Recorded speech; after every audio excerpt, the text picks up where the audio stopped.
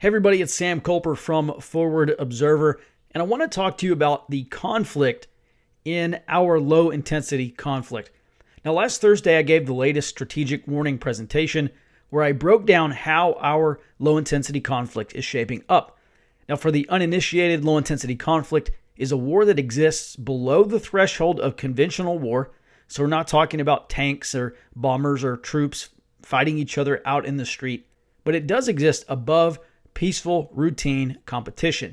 And this is essentially tribal war as opposed to a war between standing armies. And the United States is in the beginning stages. There is no doubt that we are already in a low-grade domestic conflict because we meet every doctrinal requirement to call this a low-intensity conflict. From here, I have two crucial questions that need to be answered. Number one, how bad are things going to get? And two, when is this going to accelerate from low grade to something higher? Now, answering these two questions has become the focus of my work here at Forward Observer. And I want to share with you this slide. This is from last week's presentation, which I gave to Forward Observer subscribers who allow me to have this incredible job. It's the best job I have ever had. Because the United States is so complex and diverse, this conflict is also going to be complex and diverse. It's not as simple as the left versus the right. The simplest way to view this low intensity conflict is on this slide right here. There are three primary layers: political, social, and economic. And we see conflict emerging where these layers overlap. So there's the culture war, which is long established. There's class conflict, which is developing. And there's also intra-elite conflict, which is also developing. Most people are already familiar with the culture war, which has been waging since at least the 1960s. It hit another high point in the 1980s, and it's hitting another high point now. And this used to be as simple as conservatives versus progressives. But the expansion of identity politics, along with the revolutionary aims from a growing number of left-wing and right-wing groups, make this conflict much more complex. Now, last year in a piece for Foreign Affairs, Stacey Abrams, who previously ran for governor in the state of Georgia, wrote, quote, "Americans must thoughtfully pursue an expanded, identity-conscious politics. New, vibrant, noisy voices represent the strongest tool to manage the growing pains of multicultural coexistence." End quote. And Stacey Abrams is the future of the Democratic Party. And regardless if you agree or disagree with her, you have to understand this kind of attitude is partly what's driving our low-intensity conflict. Next, we move on to class conflict, which is wedged in between the social and economic planes. This is most easily described as capitalists versus socialists.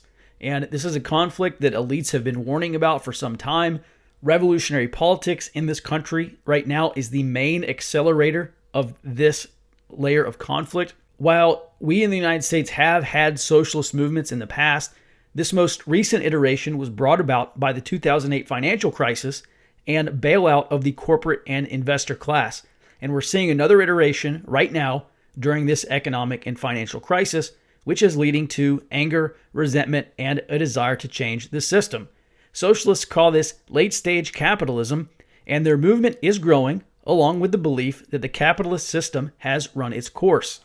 And finally, we get to intra-elite conflict, which exists between the political and economic layers. This is a term I first heard from Professor Peter Turchin, who also believes that the United States is headed for a period of domestic conflict. I don't know who first coined the term. However, I use it to describe the elite political and billionaire classes who are fighting for control over the levers of government.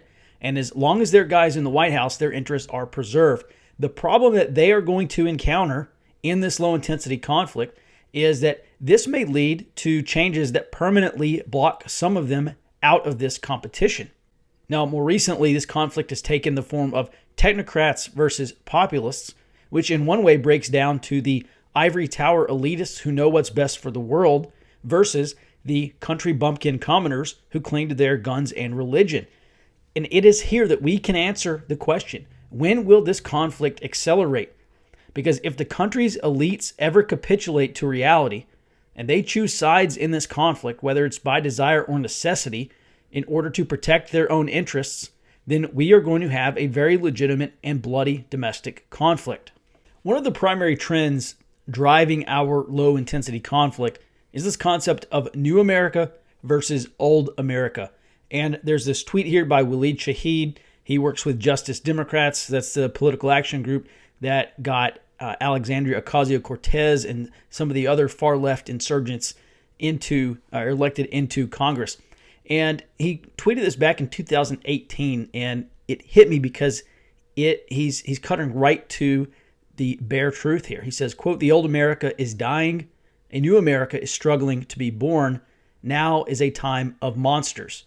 And we have New America, which is diverse, socially liberal, economically progressive, or in a lot of cases, socialists.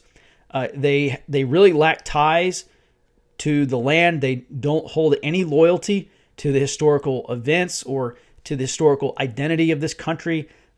They hold no loyalty to the people who founded this country. And it's for this reason that they want a new founding of an America that best fits their ideals and desires. They want to literally make a new America. Old America, on the other hand, is primarily white, socially conservative, economically conservative, and they believe that America is an exceptional country and that Americans are an exceptional people.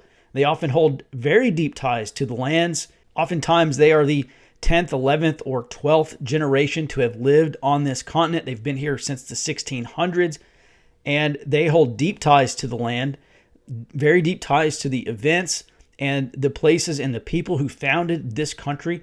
And they believe that while this country is not perfect, their future is best guided by the founding principles.